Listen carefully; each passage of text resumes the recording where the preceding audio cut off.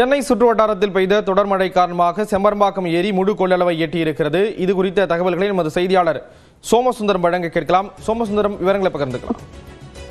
ஸ்ரீராம், சென்னையின் முக்கிய குடிநீர் ஆதாரமாக விளங்கக்கூடிய செம்பரம்பாக்கம் ஏரி தற்போது அதன் முழு கொள்ளளவை எட்டியுள்ளது. அதாவது 100% இந்த ஏரியானது தற்போது நிரம்பியுள்ளது.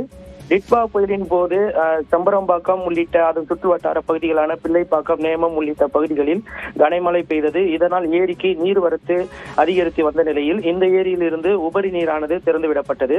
தற்போது இந்த ஏரியின் முழு கொள்ளளவு 3645 மில்லியன் கன அடியை எட்டியுள்ள நிலையில் தற்போது ஏரி 100% முழுவதுமாக நிரம்பியுள்ளது. அந்த காட்சியை தான் நேரடியாக பார்த்து வருகிறோம். ஏரி நீர் மட்டம் 24 அடியை எட்டியுள்ளது குறிப்பிடத்தக்கது. அதாவது ஏரிக்கு நீர்வரத்தாக 525 கன அடியாகவும், அதாவது உபரி நீர் வெளியேற்றம் தற்போது 250 கன அடியாகவும் உள்ளது ஸ்ரீராம். அதே போல் இந்த ஏரி 24 அடியிலே வைத்து பராமரிக்க பொதுப்பணித்துறை, அதாவது நீர்வளத்துறை அதிகாரிகள் நடவடிக்கை எடுத்துள்ளனர். குறிப்பாக வரும் காலங்களில் தண்ணீர் தட்டுப்பாடு ஏற்படாமல் இருக்க இந்த ஏரியிலிருந்து உபரி நீர் வீணாவதை தடுப்பதற்காக தற்போது முன்னெச்சரிக்கை நடவடிக்கையாக இந்த ஏரியின் நீர்மட்டம், அதாவது முழு கொள்ளளவை எட்டிய போதும் தற்போது அதே அளவில் தேக்கி வைத்து நீரை பராமரிக்க உள்ளனர் என்பது குறிப்பிடத்தக்க ஸ்ரீராம்.